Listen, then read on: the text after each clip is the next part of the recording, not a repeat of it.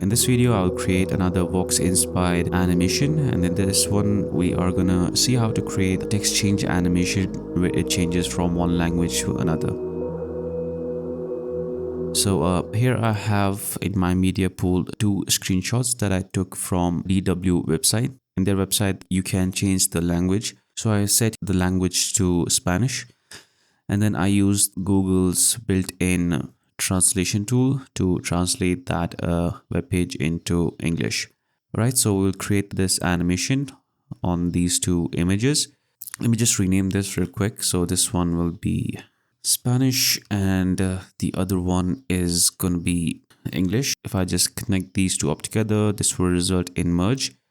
Take a look at the merge one, and I will just reduce the blend, and then I want to align these two images over here. So after the English image, the node over here, I'll just add in a transform and change the position and try and match it up like so. So this is before, this is after. The next thing that we want to do is we will create a simple zoom in animation. So after the merge one, add in another transform. Take a look at this transform tool. Let's go to the very first frame. We will animate center X, Y, and size. Let's go to frame 30 and increase the size. And we will also change the position.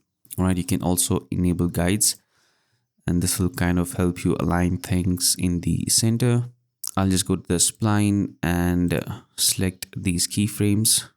Then hit this icon, zoom to fit, and click on this icon that says select all. Then click on this icon that says smooth, and then with the T key you can get this ease in, ease out. If your T key is for some reason not working, you can also right click and click on this option over here. So once you get this ease in and ease out, just make sure that the ease in is set to 100, and you'll have an animation like this. Then for the reveal animation, let's just first of all go to merge one and set this back to 1. And on this merge one, we will add polygon mask. So you can do this with a rectangle mask as well, but I'll just use polygon for this. I think it is much better and non-destructive way of doing this thing. So connect it up, and let's just draw a line, simple line from left to right. Let's go to frame 30 and we will animate it. So you can see that we have this keyframe over here as well. So let's just right click over here and remove polygon from here. Right, so let's just animate the length property. You can see that nothing is really happening, and that is because we need to increase the border width. And once you increase that, you will see text will be in Spanish. That is because our foreground is set to the Spanish newspaper. So I'll just right click on the merge one and click on swap inputs. Now it will be in English, right? So make sure you are at frame 30 and make sure you are doing this precisely. Let's go to the polygon over here again. I will just adjust the border width a little bit. Make sure that border style is set to square. Now we'll create a keyframe on length, set it to 0. Let's go to frame 60 and set it back to 1. So we'll have an animation like this where it is revealing English newspaper. And now we will just copy this polygon and paste it again. And on the second polygon, we can either, move the points down over here, both these points, or you can just simply change the X and the Y over here. So make sure that it covers up this text over here. Great. So if you take a look at the animation, this is how it's going to look. You can see that this letter is kind of already visible, so you can just slightly pull it to the left. So let's take a look at this again. There we go. Now on the second polygon, I'll go to keyframes over here, the keyframe window, and I will just move these two keyframes forward in time. So I want to have a delay of 10 frames between these two line animations.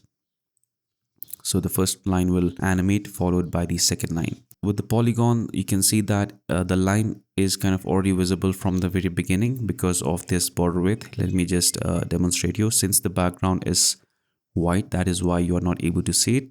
But if I, after this this node, let's say Spanish, add in a color corrector, and if I just change the contrast, you can see these two polygons are kind of already visible. And to fix this is Quite simple. Let's go to polygon 1 over here. Make sure we are at the frame 30 because that's where the keyframe is. You can see the white indicator over there that says that represents the keyframe. So just move there and we will set the level to 0. And the very next frame, which is frame 31, we'll set it back to 1.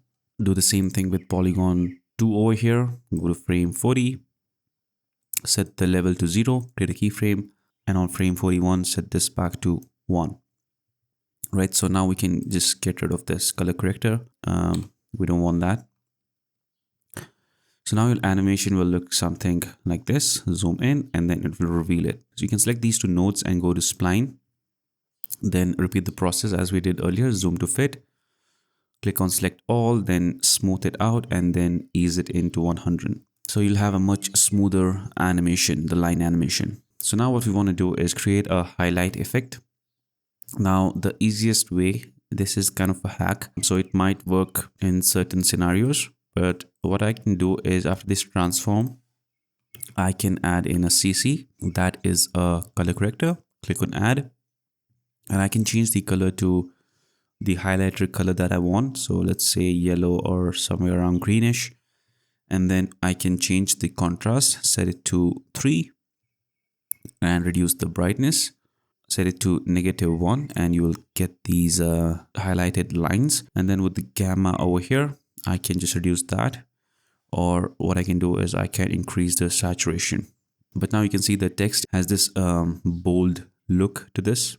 So I can go to settings over here and I can uncheck green over here. And this will kind of bring your text back. So you can see that we have the zoom in, we have this text effect where it is changing from Spanish to English, and then we have the highlighting as well. Here you can see that it is kind of adding the second highlight as well. You can change the position of first polygon to make sure that it is displaying it correctly.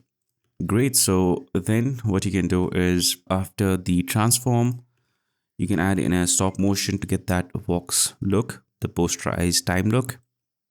Set it to 3. And if you play the animation, this is how it's going to look. And after the stop motion, we will add in a TV node to this. Let's go to scan lines and increase that to 5. I'm going to go to settings and disable alpha. And I'll just reduce the blend amount. So we can get these horizontal lines. And then you can just play around with some other settings over here, such as noise and all that stuff. But yeah, that is pretty much it. That's how you can create this Vox inspired animation inside of DaVinci Resolve. You can go ahead and be creative. You can add as many other effects as you want. You can probably after this node add in a color corrector, change the look of it, try and get a different look out of this animation. I'll just leave that up to you. I hope it was helpful. I hope it will help you in your upcoming projects. Thanks for watching. See you guys in the next one.